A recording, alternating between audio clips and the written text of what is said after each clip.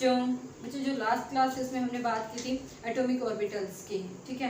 तो आज की जो क्लास रहेगी उसमें हम डिस्कस करेंगे शेप ऑफ एटॉमिक ऑर्बिटल और प्रोबेबिलिटी डिस्ट्रीब्यूशन कर्व्स के जो हमारे एटॉमिक ऑर्बिटल्स हैं उनके प्रोबेबिलिटी डिस्ट्रीब्यूशन कर्व्स आएंगे। 2D में हम कैसे अपना रिप्रेजेंट कर पाएंगे, आज की क्लास में हम ये सब डिस्कस करने वाले हैं।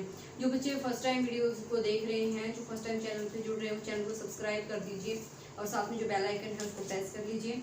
और बच्चे वीडियो पसंद आए तो लाइक करें, अगर पसंद नहीं आता मुझे कमेंट सेक्शन में अपनी प्रॉब्लम्स बताएं, आई विल कोऑपरेट यू।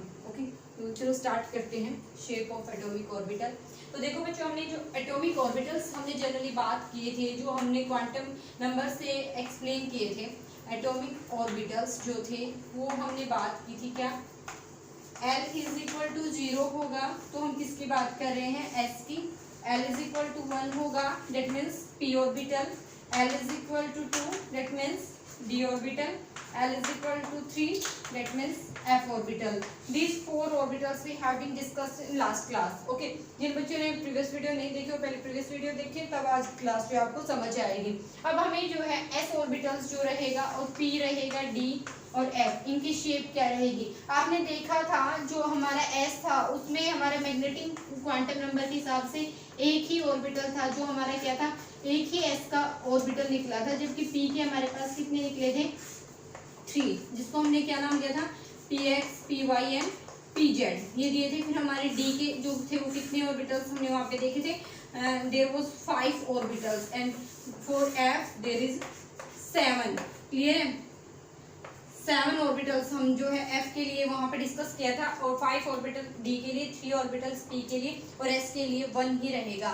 अब देखो बच्चों, जो हमारा S ऑर्बिटल रहेगा उसकी शेप क्या होगी जनरली, उसकी शेप जो S ऑर्बिटल जो होता है ना हमारा, वो हमारा इन्फिनिटी तक मिलेगा, न्यूक्लियस टू इन्फिनिटी।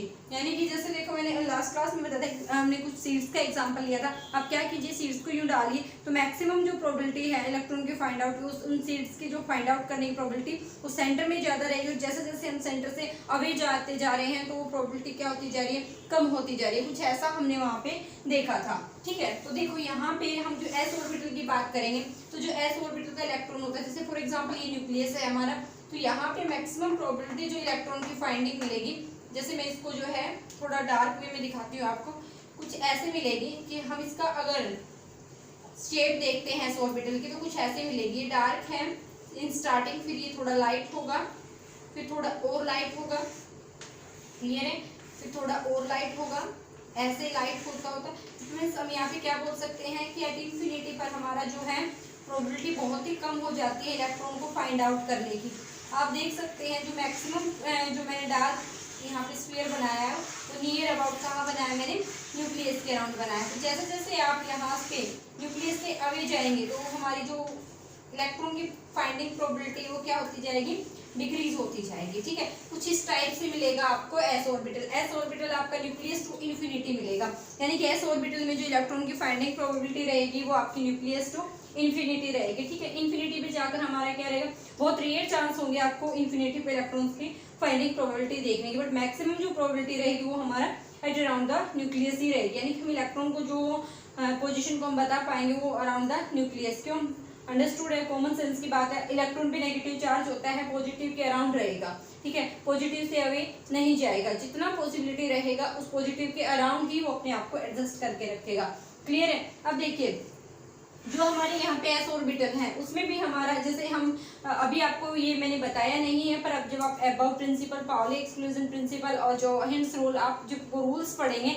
तब आपको पता लगेगा कि यहाँ पे 1s 2s 3s ऐसे कुछ जो है आपको S के भी पार्ट्स मिलेंगे। 1s होगा, 2s होगा, 3s होगा, 4s होगा, 5s, like 4s 5s 6s। अब हम जो है 1s और 2s में कैसे डिफरेंशिएट करेंगे, 2s 3s में कैसे डिफरेंशिएट करेंगे, 3s 4s में कैसे डिफरेंशिएट करेंगे।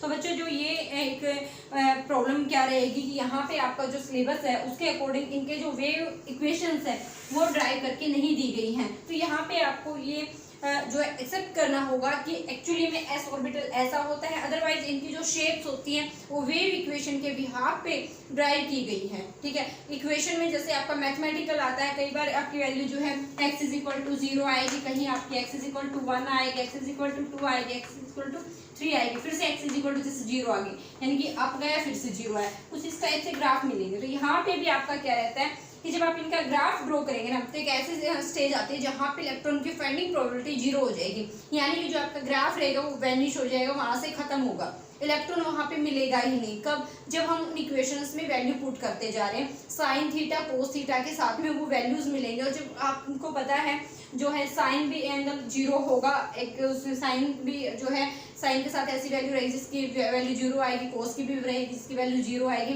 तो जब हम इनके कोसाइन और साइन जो है वो देखते हैं तो हमें ये पता लगता है कि एक स्टेज ऐसी आती है उस पर वो इक्वेशन 0 हो जाती है। फिर से हम अपनी वैल्यूज को इंक्रीज करते हैं या डिक्रीज करते हैं तो हमारी वो वैल्यूज जो हैं, हमारा वो ग्राफ हमें पता लग जाता है कि कहाँ पे इलेक्ट्रॉन रहेगा, कहाँ पे नहीं रहेगा। अब जहाँ पे इलेक्ट्रॉन नहीं आता उसको हम बोलते हैं नोड। वो नोड आएगी, जहाँ पे इलेक्ट्रॉन कभी आएगा ही नहीं उसको हम नोड बोलेंगे। और यहाँ पे जो नोड रहेंगी वो 2 टाइप्स की नोड रहेंगी, one is radial node and second one is angular node. ये सिलेबस की ही प्रॉब्लम है। अगर यहाँ पे आपको इनका बेस पीछे से अगर ये डेरिवेशन दे दी जाए, वेव इक्वेशन दे दी जाए, तो आपको जो है ये थोड़ा और इजी रह जाएगा। बट आप इस क्लास में अभी उन डेरिवेशंस को, काफ़ी लेंथी डेरिवेशंस है जो अभी आप नहीं कर पाएंगे, तो यहाँ पे आप सिर्फ इनको ये एक्सेप्ट कीजिए कि कुछ नोड आएंगे इन स्फीयर्स में जहाँ पे इलेक्ट्रॉन कभी भी नहीं आएगा, और वो नोड ही हमें ये बताएंगे कि ये 1s का है, 2s का, 3s का किसका रहेगा। ठीक है, तो इसको नोट कीजिए, आगे कंटिन्यू करते हैं। यहाँ पे अगर 2s की बात करते हैं, 1s 2s 3s ऐसे देखते हैं बच्चों। हम पहले हम s की ही शेप्स देख लेते हैं। तो देखो, जो रेडियल नोड होगी उसका निकालने का फॉर्मूला आपको पता होना चाहिए। रेडियल नोड का फॉर्मूला रहेगा हमारे पास n minus l minus 1, clear, n minus l minus 1। अगर s ऑर्बिटल है तो हमें l की वैल्यू पता होगी, और ये जो 1 2 3 है ये हमारे पास n है। n इज इक्वल टू हमारे पता है आपको प्रिंसिपल क्वांटम नंबर 1 2 3 4 ऐसे होगा। ठीक है, यानी कि 1 से इन्फिनिटी तक आप जा सकते हैं। तो यहाँ पे अगर हम 1s की बात करते हैं तो 1s में रेडियल नोड देख लेते हैं बच्चों। 1s में जो रेडियल नोड रहेगी, देखो मैंने एक और नोड बताई है आपको यहाँ पे, एंगुलर नोड। तो एंगुलर नोड जो होती है वो l के इक्वल होती है, जबकि l जो है s के लिए हमेशा क्या होता है, 0 होता है। तो यानी कि s ऑर्बिटल में कोई भी एंगुलर नोड नहीं होगी। और हम यहाँ पे s की जो शेप है इससे भी देख सकते हैं कि यहाँ पे कोई भी x के अलोंग, y के अलोंग या z के अलोंग किसी भी डायरेक्शन में यहाँ पे आपको जो है कोई भी एक नोड नहीं दिखाई दे रही, क्योंकि यहाँ ये जो क्या होता है, स्फेरिकल होता है। अगर आप इसको 3D में देखें तो एक बॉल शेप में आप इसको देख सकते हैं। ठीक है, तो s ऑर्बिटल हमारा न्यूक्लियस टू इन्फिनिटी को होता है, स्फेरिकल शेप होती है। इसकी कैसी शेप होती है बच्चों, स्फेरिकल शेप होती है हमारे s ऑर्बिटल की। बट इसमें रेडियल नोड मिलेगी, वो रेडियल नोड हम कैसे कैलकुलेट करेंगे, हम इस फॉर्मूला से n माइनस l माइनस 1 से। और एंगुलर नोड इसमें होगी नहीं, वो मैंने पहले ही बता दिया। यहाँ पे l s के लिए हमेशा 0 होता है, तो यहाँ पे एंगुलर नोड नहीं होगी। तो हम सिर्फ हमें जो देखना है वो हमें रेडियल नोड का देखना है। तो रेडियल नोड हम 1s के लिए देखें बच्चों, तो n कितना है, यहाँ पे 1 है, l कितना है, 0 है। ठीक है, we will apply in this formula n 1 minus 0 minus 1, it means overall 0, यानी कि 1s में कोई भी रेडियल नोड नहीं होगी। तो ये जो शेप है ये हम किसकी बात कर सकते हैं बच्चों, यहाँ पे 1s की। किसकी बात करेंगे, 1s की बात करेंगे। नाउ 2s, अगर अब 2s हम देख लेते हैं तो 2s की n is equal to 2, l is equal to 0, using that formula 2 minus 0 minus 1 it means 1, यानी कि 2s में क्या रहेगी, एक रेडियल नोड रहेगी। इसकी शेप हम कैसे बनाएंगे, इसकी शेप कुछ नहीं बच्चों, आपको वही करना है। ये न्यूक्लियस है, न्यूक्लियस के अराउंड आपको प्रोबेबिलिटी ऑफ इलेक्ट्रॉन्स दिखाना है। ठीक है, एक रेडियल नोड दिखानी है आपको। रेडियल नोड नाम से ही पता लग रहा है बच्चों, रेडियस के अलोंग नोड आएगी। और रेडियस अगर हम बात करें किसी भी स्फीयर में, देखो फॉर एग्जांपल ये आपका कोई स्फीयर है, ठीक है, और रेडियस जो अगर आप सेंटर से बात करते हो ये भी रेडियस रहेगी, ये भी, ये भी, ये भी, ये भी, ये भी, ठीक है। जबकि एंगल जो बनेगा वो किन्हीं दो डायरेक्शन के बीच में बनेगा, जैसे ये एंगल बन गया, ठीक है, ये एंगल बन गया, ये क्या है, यानी कि एंगुलर नोड, जो एंगल्स के थ्रू आए वो एंगुलर नोड होगी। रेडियल नोड हमारी जो रेडियस के थ्रू आए, तो रेडियस तो आप जो है स्फीयर में कहीं पे भी देखिए सभी क्या है, हमारी रेडियस है यहाँ पे। तो जो रेडियल नोड मिलेगी वो अकॉर्डिंग टू स्फीयर ही मिलेगी, यानी कि हर जगह मिलेगी हमें वो रेडियस, तो हमारी हर जगह रहेगी ना स्फीयर की। तो देखिए फिर यहाँ पे हमें कितना दिखाना, एक जो है रेडियल नोड आई है हमारी, यहाँ पे देख सकते हैं आप 1 रेडियल नोड हमारे फॉर्मूला से निकली है। तो ये 1 रेडियल नोड के लिए आप इसको ऐसे थोड़ा डार्क करके यूं कर दीजिए और फिर से इसमें इलेक्ट्रॉन की प्रोबेबिलिटी दिखा दीजिए। कैसे, ये ऐसे ऐसे कि बीच में जो मैंने स्पेस छोड़ दिया यहाँ पे ये क्या है, एक रेडियल नोड है, इट मींस यहाँ पे कभी भी इलेक्ट्रॉन नहीं आएगा। 2s में इलेक्ट्रॉन यहाँ पे नहीं आएगा और फिर से इसमें जो है ये इंफिनिटी तक आप इसको शो करा सकते हैं, कुछ ऐसे ऐसे। ये होगा हमारा किसका, 2s, ये 2s की शेप रहेगी 3D में अगर हम बात करते हैं तो, ठीक है। अब देखिए 3s में हमारे पास n इज इक्वल टू कितना है 3, l इज इक्वल टू कितना है 0। We will apply that formula 3 minus 0 minus 1 it means 2। There is the 2 radial node. अब हमें देखो 2s में हमें एक रेडियल नोड मिली थी, हमने एक रेडियल नोड दिखाई। अब जो 3s रहेगा उसमें हमें 2 रेडियल नोड्स दिखानी है, तो काफी इजी है बच्चों, तो आप खुद भी कर सकते हैं। तो देखिए इसमें आपको यही शो करना है, maximum probability near around nucleus, ठीक है। फिर हम एक नोड दिखाएंगे, after 1 node again probability of electron again दिखा दीजिए आप ऐसे। फाइंडिंग यहाँ पे आप जो है इलेक्ट्रॉन्स को पास करेंगे, और जो ब्लैंक यहाँ पे मैंने जो खाली स्पेस छोड़ा है यहाँ पे इलेक्ट्रॉन नहीं मिलेगा, ये क्या है, एक नोड है। फिर से एक नोड हम यहाँ पे शो करेंगे, ये देखिए ये एक नोड फिर से यहाँ पे आ गई, और फिर से आप इलेक्ट्रॉन्स को यूँ दिखा सकते हैं। ये इट मीन्स ये हमारा किसका रहेगा 3s का, ठीक है, ऐसे। और फिर इंफिनिटी तक वही फाइंडिंग ऑफ इलेक्ट्रॉन की प्रोबेबिलिटी जो रहेगी वो क्या होती जाएगी, नेग्लिजिबल होती जाएगी। ऐसे हम उसको जो है और इंफिनिटी तक शो कर सकते हैं। इसको लाइट कर दीजिए, ठीक है। So there is a 3 shape 1s 2s and 3s, ये हमारा 3s के लिए रहेगा। क्लियर है। तो देखो बच्चों हमने जो ऐसे या 4s भी बना सकते हो, 5s भी बना सकते हो। 4s में कितनी नोड्स आ जाएंगे, रेडियल नोड 3 रेडियल नोड आ जाएंगे। 5s में 4 हो जाएंगे, ऐसे ही बढ़ती जाएंगे रेडियल नोड, और आपको ऐसे एक जो है इनकी शेप ड्रॉ कर सकते हैं।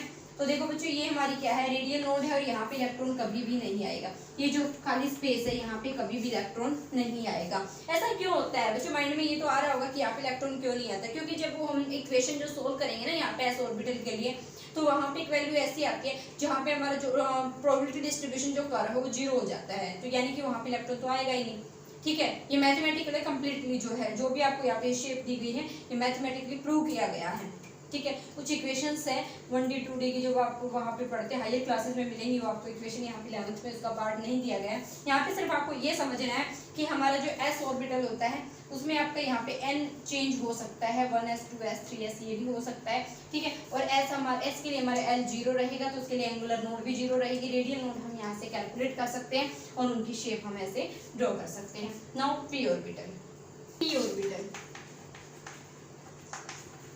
ऑर्बिटल के लिए बच्चों हमारा जो है हम बात करेंगे यहाँ पे क्या, p ऑर्बिटल के सब पार्ट्स, जैसे हमने 1s 2s ये बात की थी, ऐसे यहाँ पे हमारा जो 2p से स्टार्ट होगा 2p 3p 4p कुछ ऐसे। अब यहाँ पे क्वेश्चन ये आएगा कि 1p क्यों नहीं इंक्लूड किया हमने, यहाँ पे 1p इंक्लूड क्यों नहीं किया।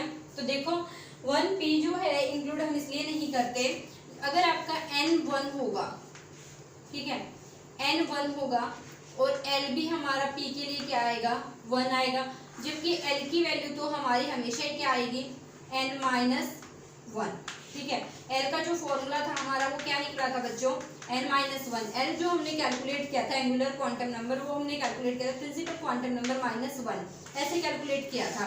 जबकि p के लिए हमारा जो l की वैल्यू आई है वो कितनी आई है 1 आई है, ठीक है। तो हमारा जो अगर 1p की आप बात करें तो यहाँ पे आप 1 माइनस 1 करेंगे तो 0 नहीं आएगा, जीरो आएगा। जब जीरो है तो यानी कि कोई ऑर्बिटल है ही नहीं। क्लियर हो रहा है क्या बोल रही हूँ? देखो हमने बात की थी लास्ट क्लास में क्या कि एल जो है जब भी 1 रहेगा तो यानी कि हम पी ऑर्बिटल की बात कर रहे हैं। ये हमने लास्ट क्लास में बात की थी वहां पे। तो जो हमारा एल निकालने का फॉर्मूला था वो क्या था? प्रिंसिपल क्वांटम नंबर -1 ये था। तो यहाँ पे एन भी आपका क्या है? 1 है। 1 - 1 करेंगे 0 यानी कोई ऑर्बिटल है ही नहीं, तो 1p ऑर्बिटल होगा ही नहीं। ठीक है, अब देखिए 2p जो है 2p कैसे एग्जिस्ट करेगा? आप एल निकालेंगे तो 2 - 1 यानी कि 1 आएगा। 1 वैल्यू आई यानी कि एल की वैल्यू हमारी जो है यहाँ पे 1 निकली, यानी कि हमारा जो p है वो एग्जिस्ट करता है। तो यहाँ पे हमारा 2p जो है वो यहाँ पे वैलिड रहेगा, 1p नहीं रहेगा। क्यों नहीं रहेगा? क्योंकि 0 वैल्यू आई थी जिससे हमारा ये ऑर्बिटल होगा ही नहीं। अब हम 2p में जो है रेडियल नोड और एंगुलर नोड देख लेते हैं। Radial node in 2p orbital, ठीक है।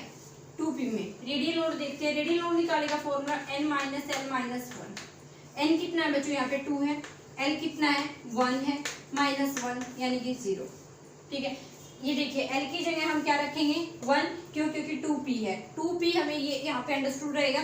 जब p आ गया तो l की वैल्यू हम क्या पुट करेंगे बच्चों? 1। ये मैं बार बार बोल रही हूँ और आप भूलोगे इस पॉइंट को, पक्का भूलेंगे। ठीक है, देखो हमें l की वैल्यू कहाँ से पता लगी? अगर p ऑर्बिटल है तो यानी कि l की वैल्यू कितनी रहेगी? 1 रहेगी। n प्रिंसिपल क्वांटम नंबर हमें यहाँ पे गिवन है -1 = 0, यानी कि रेडियल नोड यहाँ पे क्या है ही नहीं।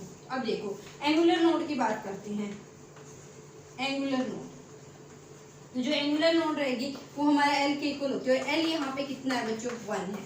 p के लिए l की वैल्यू कितनी होती है? 1 होती है, यानी कि 1 एंगुलर नोड आएगी यहाँ पे। तो देखो चलो बात करते हैं, हम यहाँ पे बात कर लेते हैं 2p की शेप की। ठीक है, तो पहले तो देखो p जो ऑर्बिटल होगा वो हमारा तीनों ही डायरेक्शन में हो सकता है। जैसे मैं ये बात करती हूँ, ये x डायरेक्शन है, ये y डायरेक्शन है, और ये हमारा क्या है? z डायरेक्शन है।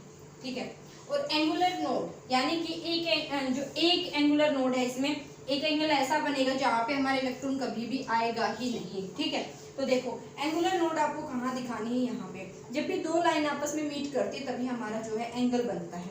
ठीक है, जैसे देखो ये अकेली लाइन कहीं पे कोई एंगल बनाएगी नहीं बनाएगी। जब आपने अगर इसको ऐसे मीट किया तो यहाँ पे एंगल बना, यहाँ से मीट किया तो यहाँ पे भी एंगल बना। तो यहाँ यानी कि जो सेंटर पॉइंट है यहाँ पे, ये दो जो आपस में क्रॉस सेक्शन यहाँ पे हो रहा है दो लाइंस का, वो क्या बना रहा है? एक एंगल बना रहा है। तो यानी कि सेंटर में यहाँ पे इलेक्ट्रॉन कभी भी नहीं आएगा।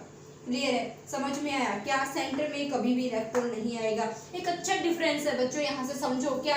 मैंने एस में हमारी एक भी एंगुलर नोड नहीं थी, इसीलिए कहते हैं कि जो एस ऑर्बिटल का इलेक्ट्रॉन होता है ना, वो न्यूक्लियस के अंदर भी राउंड लगा लेता है। न्यूक्लियस के अंदर भी राउंड लगा लेता है। क्यों? क्योंकि उसका तो सेंटर में 0 आया ही नहीं था, वहां पे एंगुलर नोड थी ही नहीं। कोई एंगुलर नोड जब वहां पे नहीं थी तो इट मींस हमारा जो इलेक्ट्रॉन था वो न्यूक्लियस के अंदर तक घूम सकता है। तो यहाँ पे मैं सेंटर की जो बात कर रही हूँ, इसको न्यूक्लियस मानकर ही चलिए। और न्यूक्लियस के अराउंड एक्स डायरेक्शन है, वाई डायरेक्शन और जेड डायरेक्शन है, तीनों डायरेक्शन है। स्फेरिकल शेप बताई थी मैंने एस की आपको, क्या? Spherical shape. देखो मैं ये बता देती हूँ, ये था हमारा न्यूक्लियस था, ये हमारी जो है एस, ये एस ऑर्बिटल, एस ऑर्बिटल है। ठीक है, और एस ऑर्बिटल में हमारी एक भी एंगुलर नोड नहीं थी, इसीलिए इलेक्ट्रॉन जो है वो न्यूक्लियस के अंदर भी घूमकर आ सकता है। एस को हम ये मानते हैं कि वो हमारा क्या है? प्रोटॉन भी कई बार हम उसको बोल देते हैं, हाइड्रोजन एटम को हम बहुत बार बोलते हैं यहाँ पे इसी टाइप से। तो ये देखिए ये आप एस मानिए। ठीक है, ये एस ऑर्बिटल है हमारा। अब इसमें जो पी का जो हम डायग्राम यहाँ पे बनाएंगे उसमें एंगुलर नोड 0 आ रही है। यहाँ पे एंगल कब बनेगा? जब आप ये एक्स डायरेक्शन ले वाई डायरेक्शन, दो लाइंस आपस में जब एक दूसरे को इंटरसेक्ट करेंगे वहां पे एक हमारा एंगल जो बनने की प्रोबेबिलिटी रहेगी। ठीक है, तो देखो जैसे यानी कि ये आपकी एक्स डायरेक्शन है, ये वाई, ये जेड। हम इसको यहाँ पे 3D में देखें तो तीनों डायरेक्शन इसके अंदर लाई कर रही है। तो जब भी आपका एंगुलर नोड की बात है तो यानी कि सेंटर में कभी भी इलेक्ट्रॉन नहीं जाएगा। ठीक है, एक एंगुलर नोड है तो यानी कि सेंटर में हमारा इलेक्ट्रॉन नहीं जाएगा। अब सेंटर से स्टार्ट होगा इलेक्ट्रॉन की फाइंडिंग प्रोबेबिलिटी। सेंटर से जैसे जैसे थोड़ा दूर जाएंगे इलेक्ट्रॉन की फाइंडिंग प्रोबेबिलिटी स्टार्ट होगी। तो देखिए कि हमारा जो इलेक्ट्रॉन है वो यहाँ पे एक्स डायरेक्शन में, यहाँ पे भी मिल सकता है। जब आप यू जा रहे हैं एक्स डायरेक्शन में तो इलेक्ट्रॉन की फाइंडिंग प्रोबेबिलिटी है वो यू मिलेगी। ठीक है, यहाँ पे आपकी मैक्सिमम रहेगी और धीरे धीरे जब आप इन्फिनिटी तक जाएंगे वो क्या होती जाएगी? मिनिमम। ठीक है, यहाँ पे मैक्सिमम मिलेगी न्यूक्लियस के अराउंड, और फिर धीरे धीरे जो ये जाएगी दूर तो ये क्या होती जाएगी, मिनिमम होती जाएगी। तो देखो बच्चों, हम पहले एक्स डायरेक्शन की बात कर लेते हैं। यहाँ पे देखो, हमें पर्टिकुलर ये नहीं पता होता, हाइजेनबर्ग अनसर्टेनिटी प्रिंसिपल ने हमें बताया है कि इलेक्ट्रॉन की हमें एक्यूरेट पोजीशन का नहीं पता होगा। हमें नहीं पता इलेक्ट्रॉन जो है यहाँ पे एंगुलर नोड कब आएगी, जब दो आपके जो हैं पॉइंट्स आपस में इंटरसेक्ट करेंगे, यानी कि एक एक्स डायरेक्शन में दूसरा वाई में आएगा।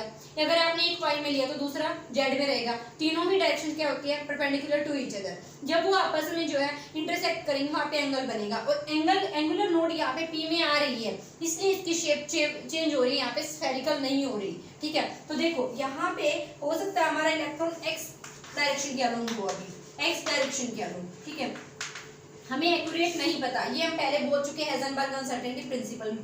तो जो एक्स डायरेक्शन की अगर हम बात करें तो देखो सेंटर में तो इलेक्ट्रॉन जाएगा नहीं, तो इलेक्ट्रॉन की जो फाइंडिंग प्रोबेबिलिटी है वो हमारी यूं दिखेगी आपको, यूं। सेंटर में नहीं होगा बट न्यूक्लियस के अराउंड रहेगा।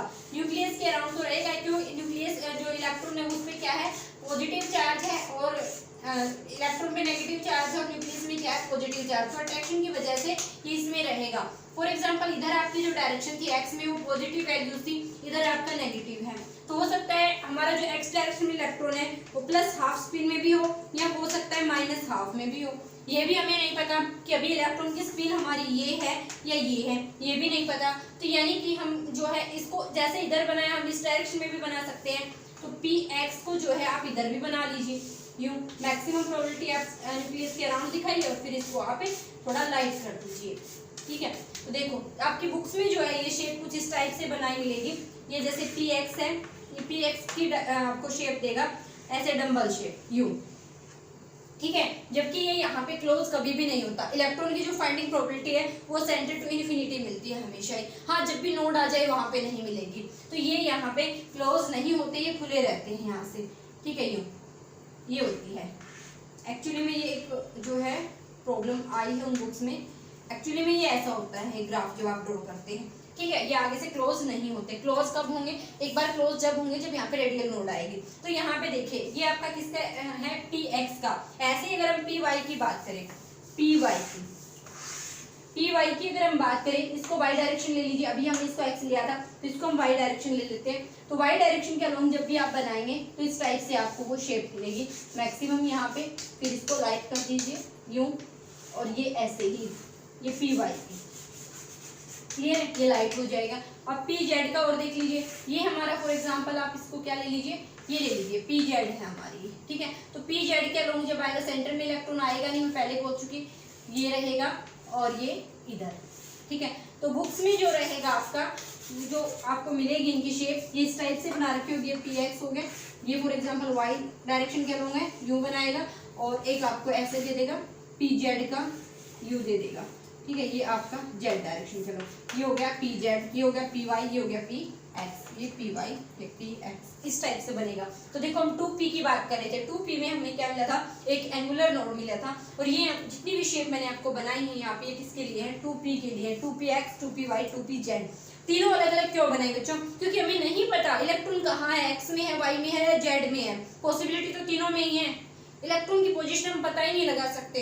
क्यों, क्योंकि हाइजेनबर्ग अनसर्टेनिटी प्रिंसिपल हमने पढ़ा है पहले से ही। तो अभी यहाँ पे जो फाइंडिंग ऑफ प्रोबेबिलिटी जो है तीनों ही डायरेक्शन में हो सकती है, एक्स में भी हो सकती है, वाई में भी हो सकती है और जेड में भी हो सकती है। और तीनों की जो शेप आप बनाएंगे तो आप इस वे में दिखाएंगे। ठीक है, नाउ 3p में हम सबसे पहले रेडियल नोड देख लेते हैं। रेडियल नोड काउंट कर लेते हैं। यहाँ पे रेडियल नोड हम कैलकुलेट करेंगे by using formula n - l - 1। There is a n is equal to 3, l is equal to 1. We will use these values in this formula. n 3 - 1 - 1, there is a 1. Clear. तो देखिए यहाँ पे हमारी जो radial node है वो कितनी आई है, 1 आई है। एंगुलर नोड भी कितनी रहेगी बच्चों, एंगुलर नोड हमारा इसके लिए l कितना है, 1 है। तो एंगुलर नोड भी कितनी आएगी यहाँ पे, 1 आएगी। तो एंगुलर नोड हम यहाँ पे लिख सकते हैं कितनी, 1। एक ही यहाँ पे एंगुलर नोड है और एक ही क्या है, रेडियल नोड है। तो चलो देख लेते हैं। हमें इसमें एक रेडियल नोड भी दिखानी है और एक एंगुलर नोड भी दिखानी है। एंगुलर नोड कहाँ मिलेगी, जहाँ पे आपका एंगल बनेगा। ठीक है, तो ये हम एक्स डायरेक्शन की बात कर लेते हैं बच्चों, पहले एक्स डायरेक्शन पे। ठीक है, प्रोबेबिलिटी तो तीनों में ही है, एक्स डायरेक्शन में भी, वाई में भी और जेड में भी। तो एक्स डायरेक्शन में जब आप बना रहे हैं तो आप ऐसे बना रहे थे, ये है यूं, ठीक है, ये ऐसे बना रहे हैं हम। ज्यादा प्रोबेबिलिटी इलेक्ट्रॉन्स की न्यूक्लियस के अराउंड है, सेंटर पे 0 है, ठीक है। तो जो पी का ऑर्बिटल होता है वो न्यूक्लियस में एंट्री नहीं कर सकता, एस का कर सकता है, ये ऐसे। ये थोड़ा लाइट कर दीजिए इसको, यूं।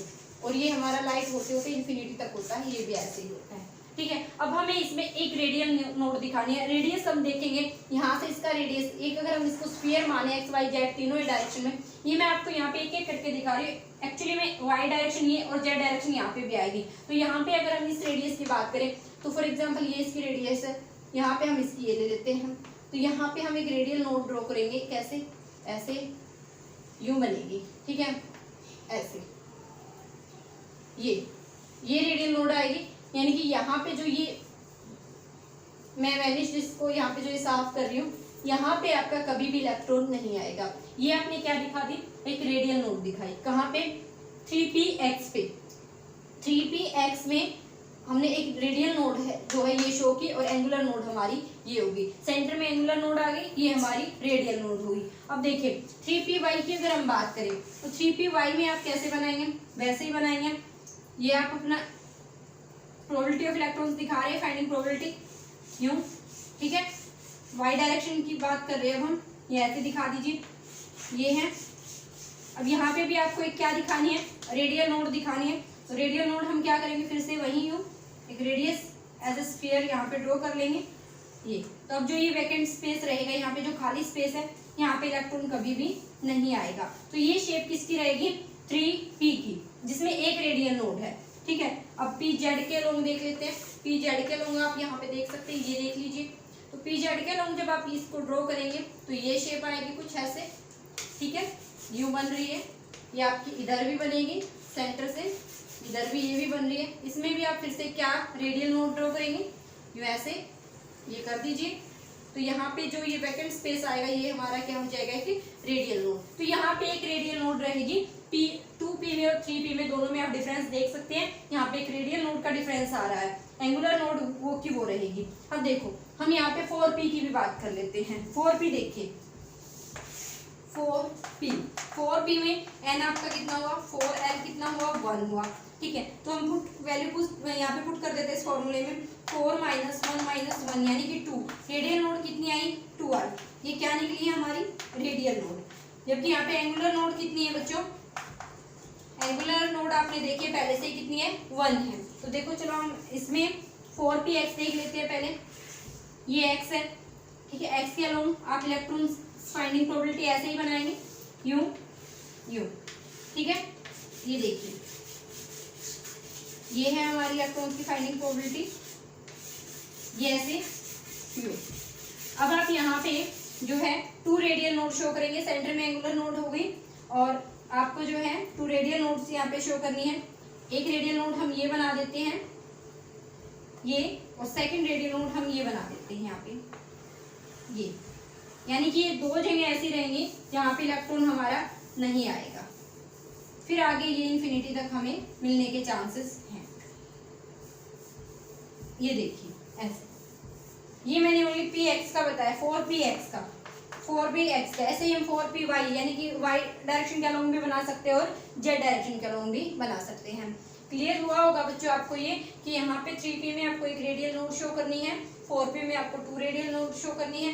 कहाँ से कैसे क्या करनी है वो ये आप इस फॉर्मूलेज में वैल्यू पुट कीजिए और इजीली आप इनकी शेप ड्रॉ कर सकते हैं। Now D orbital. D orbital की अगर हम यहाँ पे बात करते हैं बच्चों, डी ऑर्बिटल, तो यहाँ पे हमारा जो L की वैल्यू रहेगी वो कितनी रहेगी, 2 रहेगी। मैं पहले लास्ट क्लास में आपको ये बता चुकी।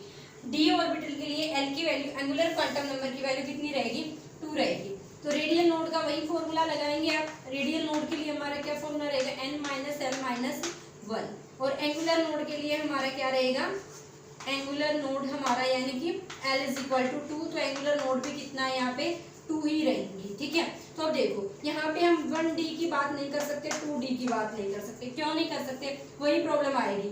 L जब आप निकाल रहे हैं तो L आपका D के लिए 2 होना चाहिए, एल हमारा डी के लिए कितना होना चाहिए, 2 होना चाहिए, जबकि जब हम एल निकालते फॉर्मूला क्या होता है, n-1, there is n1, put कर लीजिए 1 - 1 0, L2 तो नहीं आया, इट मीन्स 1D यहाँ पे नहीं रहेगा।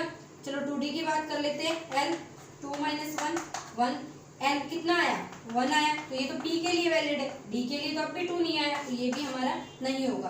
अब हम 3D की बात करते हैं, तो देखो बच्चों 3D में L n-1 वही L = 3 - 1 कितना आ गया, 2, यानी कि L = 2 आया, यानी कि D यहाँ पे एग्जिस्ट करेगा। तो 3D से स्टार्ट होगी हमारी सीक्वेंस D की, P की हमारी कहाँ से स्टार्ट हुई थी, 2P से, ठीक है। तो देखो 3D में 2 एंगुलर नोड यहाँ से हम 3D में निकाल लेते हैं। एंगुलर नोड तो कितनी रहेंगी, L तो यहाँ पे 2 है, तो एंगुलर नोड भी कितनी रहेंगी हमारे पास, 2 ही रहेंगी। अब रेडियल नोड देख लेते हैं 3D में, रेडियल नोड इन 3D, तो n कितना बच्चों 3, L कितना है 2 - 1 0, यानी कि रेडियल नोड हमारा 3D में कितना है, 0 है, ठीक है, जबकि एंगुलर नोड कितनी है, 2 है। तो देखो हमारा जो d ऑर्बिटल रहेगा उसमें 2 एंगुलर नोड शो करनी है आपको, ये x एक्सिस हो गया, ये y एक्सिस हो गया। हम जो है 2 एंगुलर नोड कब शो करेंगे, जब दोनों ही डायरेक्शन के अलोंग आएगा, ठीक है, दोनों डायरेक्शन के अलोंग। देखना कैसे बनाती हूँ मैं, यहाँ पे ये जो शेप बनेगी ये बनेगी dxy की। फर्स्ट जो ऑर्बिटल होता है d में वो dxy होता है, दोनों के इन बिटवीन हमारा जो इलेक्ट्रॉन लाई करता है। फर्स्ट एंगुलर नोड तो हो जाएगी ये यहाँ से ये और ये यू। सेकेंड एंगुलर नोड बनेगी ये, ठीक है, इन बिटवीन लाई करेगा हमारा इलेक्ट्रॉन जो है, यहाँ पे इन दोनों ही एंगुलर नोड पे वो नहीं जाएगा। यहाँ से आप देख सकते हैं यू, अपने इलेक्ट्रॉन्स को दिखा दीजिए, आगे हमारी रेडियल नोड नहीं है तो इसको यू का यू आप शो कर सकते हैं, कोई प्रॉब्लम नहीं है ये, ठीक है। तो ये हमारा क्या हुआ, dxy, x और y के इन बिटवीन लाई करेंगे हमारा 3D का फर्स्ट ऑर्बिटल। टोटल कितने ऑर्बिटल होते हैं d में, 5 होते हैं। कौन से होते हैं अभी देखते हैं। First one is dxy, now second one is dyz, ठीक है। dyz में देखिए यहाँ पे हो जाएगा आपका, इसको y मान लीजिए, इसको z मान लीजिए, सिर्फ आपको डायरेक्शन यहाँ पे जो है मेंशन करने में थोड़ा चेंज करना है, अदरवाइज यू का यू रहेगा, ये इन बिटवीन रहेगा y और z के, ये यू, ये ऐसे, ठीक है। इसमें इलेक्ट्रॉन की प्रोबेबिलिटी दिखा दीजिए, इसमें भी क्यों 2 एंगुलर नोड आपने यहाँ पे शो की, एक एंगुलर नोड इसकी वजह से बन रही है। जैसे देखो मैं इसको थोड़ा सा यू बना दूँ, आपकी जो बुकिस लैंग्वेज है उसके हिसाब से दिखा देती हूँ। एक एंगुलर नोड तो ये बन गई, बीच में खत्म हो गया ना ऐसे स्लोप में। जैसे देखो मैं इस स्लोप को जो है ऐसे बना के दिखाती हूँ आपको, ये तो यहाँ पे सेंटर में तो इलेक्ट्रॉन आया ही नहीं, ठीक है। तो ये आपकी क्या होगी, एंगुलर नोड, और एक एंगुलर नोड मैंने कहाँ दिखा, ये ऐसे, ये तो यहाँ पे ये 2 एंगुलर नोड है बच्चों, इस टाइप से दिखाएंगे आपकी बुक्स में, ठीक है। अब देखो थर्ड वन क्या रहेगा, एक्स वाई हो गया, वाई जेड और जेड एक्स, ठीक है। जेड एक्स में आपका यूं ही, ये जेड ले लीजिए, ये एक्स ले लीजिए, वही इन बिटवीन आपको दिखाना है ऐसे, ये एक नोड ये हुई, सेकेंड नोड आपकी ये हुई, ठीक है।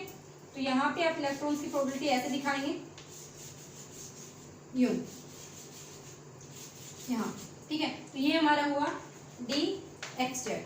अब सेकेंड होता है क्या, D x square, fourth one आएगा हमारे पास D x square minus Y square. X square minus Y square में क्या रहेगा बच्चों, अब ये ऑन द एक्सिस आ गया, d x square minus Y square जो है इन बिटवीन लाइन नहीं करेगा, ये ऑन द एक्सिस रहेगा, ये एक्स डायरेक्शन, ये Y direction.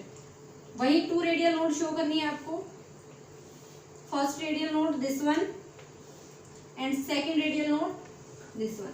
X square Y square आ जाए तब ये ऑन द एक्सिस आ जाएगा बच्चों, इसको आप लिख भी सकते हैं, क्या रहेगा, ऑन द एक्सिस, ठीक है।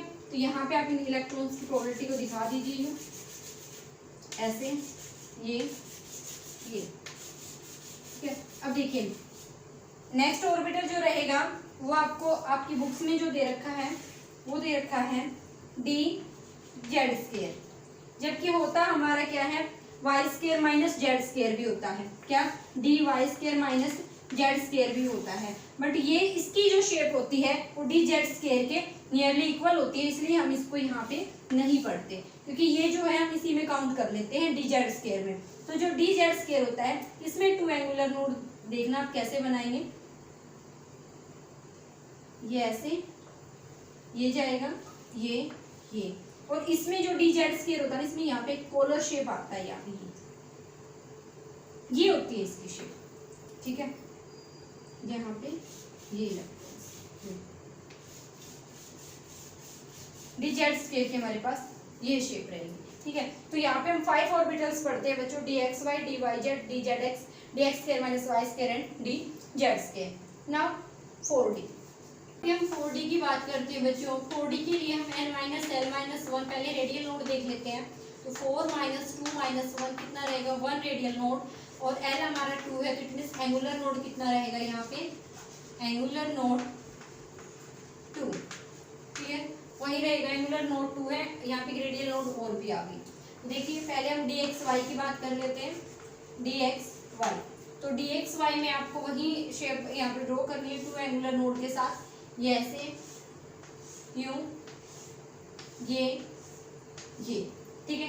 एक रेडियल नोड हमें इसमें दिखानी है, तो रेडियल नोड तो आपका एज ए स्फीयर ही रहेगी, ये रेडियल नोड दिखा दीजिए आप यहाँ पे, यूं, ठीक है। और इलेक्ट्रॉन की प्रोबेबिलिटी दिखा दीजिए, ये इलेक्ट्रॉन यहाँ पे आएगा, यहाँ पे भी रहेगा, यहाँ पे भी, ये ऐसे, और फिर बाद में यहाँ पे भी रहेगा, यूं, यहाँ पे, और एक यहाँ पे। तो ये देखिए काफी अच्छा जो है यहाँ पे इसकी शेप आपको दिख रही होगी, 1 रेडियल नोड 2 एंगुलर नोड, ठीक है। This one is the dxy। ऐसे dyz की हम बात करेंगे, सेम बनेगा, सिर्फ डायरेक्शन चेंज करेंगे, जैसे यहाँ पे xy था, अब आप dyz में आप क्या कर दीजिए, dyz में यहाँ पे आप y कर दीजिए, यहाँ पे आप z कर दीजिए, फिर से क्या आएगा dzx में आप क्या कर दीजिए, यहाँ पे z कर दीजिए, यहाँ पे x कर दीजिए, सेम एक जैसी ये शेप रहेंगी, ठीक है ना। dx square minus y square का हम देख लेते हैं। dx square minus y square में आपके पास वही क्या ऑन द एक्सिस जाएगा, ऑन द एक्सिस जब जाएगा तो ये आपकी शेप बन के आ रही है वहां से, ये there is a 2 radial node, 2 radial node के साथ आप ये प्रोबेबिलिटी दिखा रहे हैं इलेक्ट्रॉन्स की, sorry 2 angular node, not radial node, radial node अभी शो करते हैं हम एज स्फीयर की तरह। तो देखिए रेडियल नोड हमारे पास एक रेडियल नोड है यहाँ पे, ये ऐसे यहाँ पे एक रेडियल नोड दिखा दीजिए, इसको क्लियर कर दीजिए, यानी कि इलेक्ट्रॉन यहाँ पे नहीं आएगा, ठीक है। तो ये x डायरेक्शन, ये y डायरेक्शन, ये आपका क्या रहा x square minus y square, यहाँ पे फिर से आप इलेक्ट्रॉन्स की प्रोबेबिलिटी दिखा सकते हैं, ठीक है। ये क्लियर है ना, dz स्क्वायर, ये हमारा क्या था dx square minus y square. dz square की हम बात करते हैं बच्चों, तो dz स्क्वायर में मैंने बताया इसमें आपकी एक रेडियल नोड पे ऐसे, एंगुलर नोड पे ऐसे आती है, एक यहाँ पे इसकी एंगुलर नोड जो है ये ऐसे इस टाइप से देता है पोलर शेप में। तो देखो इलेक्ट्रॉन की प्रोबेबिलिटी हमारे पास यहाँ पे भी है, ये और ये भी है, ठीक है, ये है। अब हमें क्या करना है, इसके अंदर एक रेडियल नोड शो करनी है, तो रेडियल नोड जब इसमें आएगी तो वो इस टाइप से आएगी, ये यहाँ से आप इलेक्ट्रॉन्स को हटा सकते हैं, ये, और फिर से इसकी प्रोबेबिलिटी फाइंडिंग ऑफ इलेक्ट्रॉन्स की यहाँ पे फिर से शुरू हो जाएगी, ये यहाँ पे ये पोलर शेप में, ये ठीक है। तो ये हमारा क्या हो जाएगा dz स्क्वायर। क्लियर है बच्चों। नाउ प्रोबेबिलिटी डिस्ट्रीब्यूशन कर्व, जब जिन शेप्स की हम बात कर रहे थे बच्चों वो 3D में थी, ठीक है। तो हम यहाँ पे 3D में अपने बुक्स के अकॉर्डिंग स्टडी नहीं कर सकते, तो इसलिए हमें 2D में प्रोबेबिलिटी डिस्ट्रीब्यूशन कर्व्स हमें शो करने होंगे, ठीक है। अभी जो मैंने आपको शेप्स बताई हैं वो आगे आप 5D के लिए बना सकते, तो वहीं आपको रेडियल नोड काउंट करनी है, एंगुलर नोड काउंट करनी है, और आप इजीली जो है अपनी शेप्स ड्रॉ कर सकते हैं। अब जो इम्पोर्टेंट टॉपिक है वो ये है प्रोबेबिलिटी डिस्ट्रीब्यूशन कर्व का। तो जो प्रोबेबिलिटी डिस्ट्रीब्यूशन कर्व है वो आपको बनाने आने चाहिए। पहले हम बात कर लेते हैं 1s की। 1s की प्रोबेबिलिटी को जो है हम इलेक्ट्रॉन फाइंडिंग प्रोबेबिलिटी को हम साई से दिखा रहे थे, ठीक है, और डबल डेरिवेशन से हमारी स्क्रॉडिंगर वेव इक्वेशन आई थी, तो यहाँ पे हमारी फाइंडिंग प्रोबेबिलिटी हम यहाँ पे कर सकते हैं, ये हमारी रेडियस आएगी, ठीक है, यानी कि जो नोड्स होंगे वो हम यहाँ पे दिखाएंगे, यहाँ पे हमारी फाइंडिंग प्रोबेबिलिटी रहेगी। तो देखो बच्चों यहाँ पे क्या होगा 1s में सेंटर पे मैक्सिमम प्रोबेबिलिटी है, और जैसे जैसे हम दूर जाएंगे इलेक्ट्रॉन की प्रोबेबिलिटी क्या हो रही है, डिक्रीज हो रही है ऐसे। तो हम यहाँ पे इलेक्ट्रॉन की जो फाइंडिंग प्रोबेबिलिटी है सेंटर पे मैक्सिमम दिखा देंगे, और जैसे जैसे हम दूर जा रहे हैं न्यूक्लियस से वो कम होती जाएगी। इसको यहाँ पे मिलाना नहीं है, इसको कम कर दीजिए, ठीक है। तो ये हमारे किसके लिए हुआ, 1s के लिए। अब 2s के लिए हम बात करते हैं। 2s में आपकी एक रेडियल नोड आई थी, तो यहाँ पे आप क्या करेंगे, सेंटर से मैक्सिमम रहेगा, और फिर एक क्या आ रही थी, नोड, एक नोड आ, यहाँ पे ये टच होगा, एक नोड आ गई, और आप इसको क्या कर दीजिए वापस यूं ऐसे, ठीक है। वहीं फिर इन्फिनिटी तक आगे इसको फिर से नहीं मिलाना है। अगर आप आगे इसको मिलाएंगे तो मीन्स आप फिर से एक नोड दिखा रहे हैं। ये हमारा किसके लिए हुआ, 2s के लिए, ये r, ये आपका साइन स्क्वायर, ठीक है। अगर आप इसको ना मतलब यहाँ पे आप प्रोबेबिलिटी जो फैक्टर है इसको स्क्वायर ना करके अगर आप साइन नहीं करते तो आप इन वेव्स को कुछ ऐसे दिखाते, बट जब आप इनका स्क्वायर कर देते हैं तो हम इनको कुछ ऐसे शो कर देते हैं, ठीक है, डबल डेरिवेशन में। अब हम 3s की बात करते हैं बच्चों। तो 3s में देखिए, 3s में क्या रहेगा, 3s में आपका हो जाएगा कितनी, 2 रेडियस नोड आ रही थी वहाँ पे, तो आपकी एक रेडियल नोड तो ये शो की आपने, फिर से प्रोबेबिलिटी मिली इलेक्ट्रॉन की फाइंडिंग की, एक रेडियल नोड ये शो की, फिर से इलेक्ट्रॉन की फाइंडिंग प्रोबेबिलिटी मिली, और यूं ये करो, आपको आगे तक यूं लेके जाना है, ठीक है। जहाँ से ये यूं मैंने इससे कनेक्ट किया है, यहाँ पे मीन्स आपकी क्या आ गई है कि नोड आ गई, ठीक है। नाउ p ऑर्बिटल, आगे आप 4s का बना सकते हैं इजिली। p ऑर्बिटल 2p की बात कर लेते हैं हम। तो देखो बच्चों 2p में हमारा जो है सेंटर में इलेक्ट्रॉन नहीं था, एंगुलर नोड थी ना वहाँ पे, सेंटर में इलेक्ट्रॉन नहीं था, तो सेंटर में इलेक्ट्रॉन नहीं है तो हम यहाँ से स्टार्ट करेंगे। ये ग्राफ आपने यहाँ से स्टार्ट किया, इलेक्ट्रॉन की फाइंडिंग प्रोबेबिलिटी यहाँ से यूँ बढ़ी, डिक्रीज होते होते ये यूँ, ये किसका हो गया, 2p का, किसका, ये आपका साइज स्क्वायर, ये r, ठीक है। अब देखो 3p में एक रेडियल नोड आई थी, एक रेडियल नोड आई, तो यानी कि ये आपका सेंटर में तो इलेक्ट्रॉन है ही नहीं एंगुलर नोड की वजह से, एक रेडियल नोड आ गई ये, और फिर ये आपका ये डिस्ट्रीब्यूशन कर्व यूँ, ठीक है। ये हमारे किसके लिए रहेगा, 3p के लिए, ये हमारा रेडियल नोड, ये आपका प्रोबेबिलिटी फैक्टर, ठीक है। नाउ हम बात कर लेते हैं 3d के लिए, ठीक है। तो 3d के लिए आप बात करेंगे कैसे, वही बनेगा सेम। 3d में आपका क्या है, 2 एंगुलर नोड्स हैं और हमारे रेडियल नोड एक भी नहीं है, तो 3d में आप यूं ही शो करेंगे बच्चों, ये और ये उसका थोड़ा सेम सा रहेगा यूं, ठीक है, ये ऐसे। अब हम बात करते हैं 4d की। तो 4d में भी आपका क्या आ जाएगा, इसके साथ यूं सेम रहेगा ऐसे, 1 रेडियल नोड और ये ऐसे, क्लियर है। तो ये होते हैं हमारे क्या, डिस्ट्रीब्यूशन कर्व्स, इसके लिए हमारे ऑर्बिटल्स के लिए ना। हम इनके एक बार एनर्जी लेवल की ओर बात कर लेते हैं बच्चों, कि आप अगर ग्राफिकल रिप्रेजेंटेशन करते हो तो एनर्जी लेवल का क्या सीक्वेंस रहेगा, एस का, पी का, डी का और एफ का। वो S, P, D and F, इनका एनर्जी लेवल देखिए बच्चों, ठीक है। तो जो देखो, जो जिसकी सबसे लोवेस्ट एनर्जी होती है ना, लोवेस्ट एनर्जी, यानी कि वो क्या है, न्यूक्लियस के पास में है, न्यूक्लियस के अगर वो कांटेक्ट में है तो वो क्या है, स्टेबल है, ठीक है। आपने देखा होगा एनर्जी किसके अंदर ज़्यादा लगती है, जो थोड़ा गुस्से में चिल्लाया होता है, और गुस्सा या फिर जो है थोड़ा ज़्यादा जो है रिएक्टिव, या फिर अपने काम के लिए या फिर कोई भी वर्क करने के लिए ज़्यादा एक्टिव कौन रहता है, जिसकी एनर्जी ज़्यादा होती है, क्लियर है। और देखो समझना मैं क्या बोल रही हूँ, कम ऑन माई वर्डिंग, मेरे वर्ड्स पे ध्यान दो, उसको ध्यान से समझो मैं क्या बोल रही हूँ। कि जो आपका यहाँ पे स्टेबिलिटी की बात कर रही हूँ, स्टेबिलिटी अगर हम अपने इन्वायरमेंट के अकॉर्डिंग देखें तो जिसके पास जो है कंफर्ट जोन में है, अपने आप को स्टेबल फील करता है, जो ज़्यादा भागदौड़ नहीं करता, ज़्यादा रिएक्टिव नहीं होता, वो क्या होता है, एक जगह स्टेबल होता है, ठीक है। स्टेबल यानी कि हम यहाँ पे कंफर्ट की बात कर लेते हैं, ठीक है। तो स्टेबल कौन होगा, जो बिल्कुल उसकी हर एक जो चॉइस है वो कंप्लीट हो चुकी होगी, वो स्टेबल होगा। तो यहाँ पे देखो, जो न्यूक्लियस के बिल्कुल पास होगा, जो इलेक्ट्रॉन न्यूक्लियस के पास होगा, यानी कि नेगेटिव चार्ज जो इस पॉजिटिव चार्ज के पास होगा, तो अच्छा खासा अट्रैक्शन होगा, वो क्या फील करेगा, स्टेबिलिटी फील करेगा। तो जो न्यूक्लियस है उसके सबसे ज्यादा पास कौन रहता है, एस, फिर कौन जाता है, पी, फिर कौन रहता है, डी, और फिर कौन रहता है, एफ। तो जो सबसे ज्यादा स्टेबिलिटी का ऑर्डर रहेगा, जो लोवेस्ट एनर्जी पे रहेगा, वो हमारा कौन आएगा, एस ऑर्बिटल, फिर कौन आएगा, पी ऑर्बिटल, फिर कौन आएगा, डी ऑर्बिटल, और फिर कौन आएगा, एफ ऑर्बिटल, ठीक है बच्चों। तो ये हमारा क्या है, यहाँ पे हम थोड़ा एनर्जी के बेस से इसको समझ सकते हैं कि जो स्टेबिलिटी वही फील करेगा जो न्यूक्लियस के पास में रहेगा। तो जैसे जैसे न्यूक्लियस से दूर जाएगा उसकी स्टेबिलिटी क्या होती जाएगी, कम होती जाएगी, उसको कंफर्टेबिलिटी कम फील होगी। जो एफ में इलेक्ट्रॉन होंगे वो ज़्यादा रिएक्टिव होंगे than d, than p, than s. S के जो इलेक्ट्रॉन्स होते हैं वो बहुत ही कम रिएक्टिव होते हैं। क्यों? क्योंकि ये स्टेबल होते हैं, ये लो एनर्जी पे होते हैं। यहाँ हम इनकी एनर्जी बात करें तो ठीक है, तो लोवेस्ट एनर्जी पे हमारा एस ऑर्बिटल रहेगा, फिर उससे थोड़ी ज़्यादा पी की, फिर डी की, फिर एफ की। तो ये हमारा क्या था, एनर्जी लेवल। बच्चों इसमें एनर्जी लेवल्स में आगे भी है 1s का, 2s का, 2p का, ऐसे भी हम इसकी बात करेंगे। बट आज की क्लास में इतना ही रहेगा। बच्चों वीडियो पसंद आए तो लाइक करें, ज़्यादा से ज़्यादा वीडियोस को शेयर करें, और जिन बच्चों ने अपने चैनल को सब्सक्राइब नहीं किया उस चैनल को सब्सक्राइब कर दीजिए। और मिलते हैं नेक्स्ट क्लास में विद दीज रूल्स। इनके लिए जो हमें कुछ रूल्स पढ़ने हैं, जैसे aufbau principle, Pauli exclusion rule, वो कैसे अप्लाई करेंगे हमें वो देखना, और इनके अलग से और एनर्जी लेवल डायग्राम्स हमें यहाँ पे स्टडी करने हैं।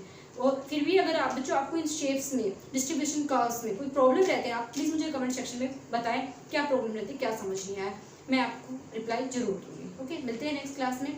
Thank you so much.